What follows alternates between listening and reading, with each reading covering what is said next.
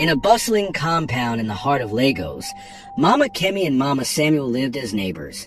Their homes were side by side, and their bond was as strong as family. Despite their differences in parenting style, they were inseparable friends. Mama Kemi, strict and disciplined, believed in firm rules and order. On the other hand, Mama Samuel was gentle and easygoing, rarely raising her voice. Both women were hard-working traders, often spending their days at the market. This left little time for their children, who had grown up together like siblings. At 12 years old, the two were inseparable, sharing secrets, doing homework, and playing games around the compound. Their laughter echoed to the dusty yard, a constant reminder of their youthful joy. One day, during a casual conversation at dinner, Samuel told his mother, "Mama, I need a phone. All my classmates have one. I feel left out." Mama Samuel paused, her spoon midway to her mouth. "A phone? Samuel, don't you think you're too young for that?" "But Mama, it's not just for games. I can use it to study too," Samuel argued, his big, hopeful eyes looking up at her. Mama Samuel sighed, unsure if her son was ready for such responsibility. She decided to set a condition. "If you can come first in your class this term, I'll buy you a phone. But only if you prove you deserve it." Samuel's eyes lit up with determination. From that day forward, he studied harder than ever, pouring all his energy into his books. Even Kemi noticed a change. "You're really serious about this phone, aren't you?" She teased him one evening as they worked on their math homework together. "I'll show Mama I can do it," Samuel replied confidently. When the term ended, Samuel achieved his goal. He came home clutching his report card, beaming with pride. "Mama, look, first position." Mama Samuel couldn't hide her joy. She hugged him tightly and promised to keep her word. True to her promise, she bought Samuel a sleek new iPhone. It was more advanced than Samuel had ever imagined, and he was overjoyed. From that day on, the phone became Samuel's favorite possession. He used it to play games, watch cartoons, and explore the internet. Kemi often joined him, and the two spent hours laughing at funny videos and sharing silly games. One sunny afternoon, Samuel and Kemi sat in his room, glued to the phone. "Let's see what else we can find," Samuel said, scrolling through apps. Kemi nodded, her eyes wide with curiosity. This phone has so much. Their innocent exploration marked the beginning of something neither of them could have predicted, a journey that would test their friendship and their innocence. One quiet afternoon, while Mama Kemi and Mama Samuel were away at the market, Samuel and Kemi sat in Samuel's room, as they often did. Samuel was busy scrolling through his phone, navigating various apps and videos, while Kemi watched over his shoulder. Suddenly, Samuel paused. "What's this?" he asked, clicking on an unfamiliar icon. The screen lit up with a collection of videos. The thumbnails were unusual, unlike the cartoons and games they usually enjoyed. Samuel tapped on one out of curiosity, and the video began to play. It showed something strange, adults behaving in ways the children didn't understand.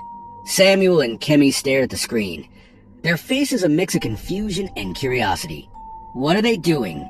Kemi whispered, her voice barely audible. Samuel hesitated, his brows furrowed. "I think it's something adults do.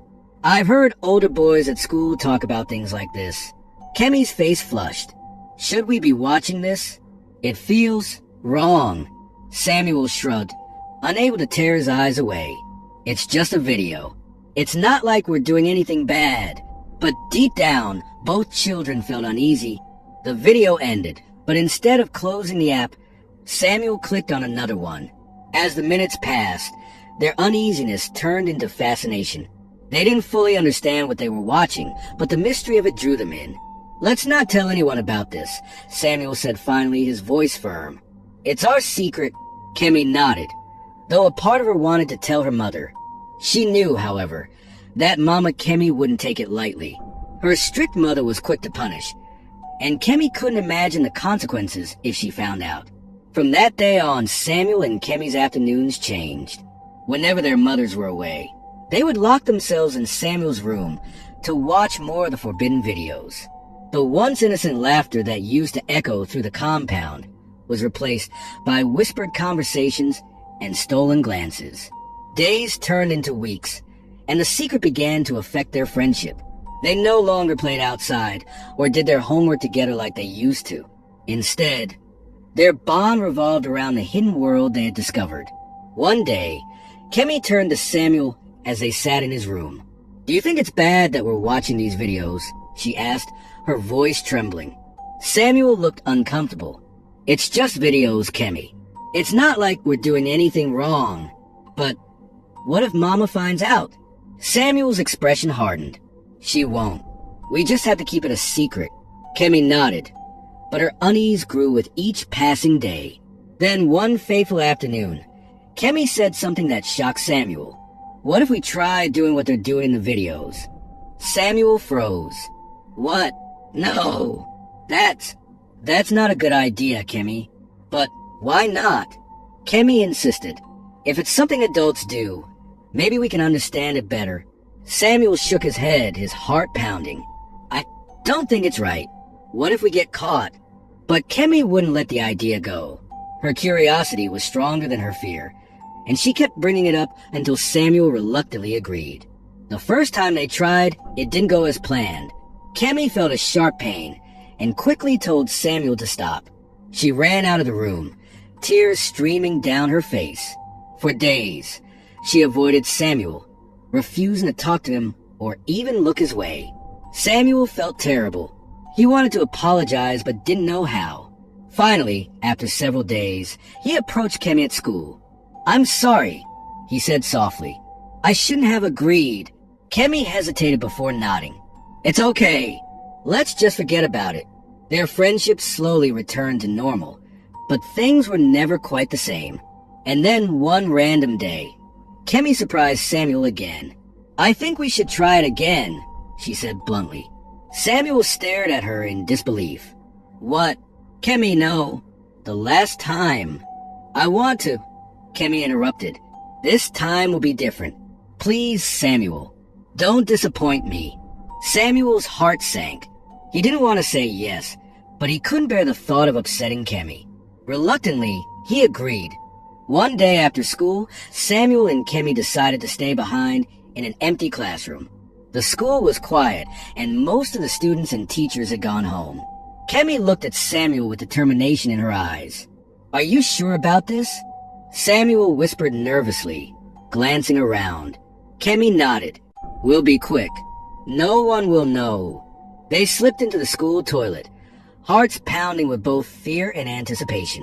Just as they were about to try what they had seen in the videos, the sound of footsteps echoed down the corridor.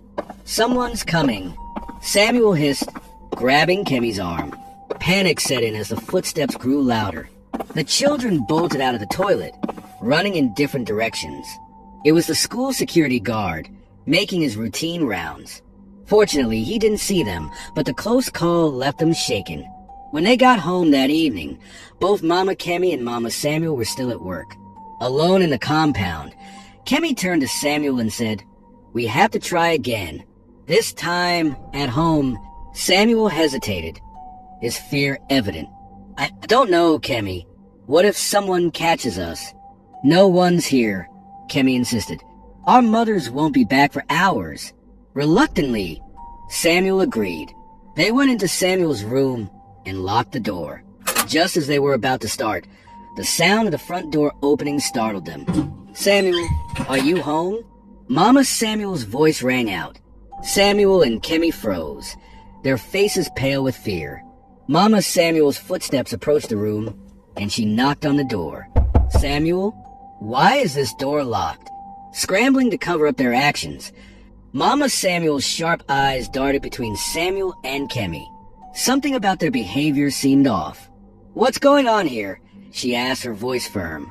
Kemi looked down at the floor, unable to meet her gaze.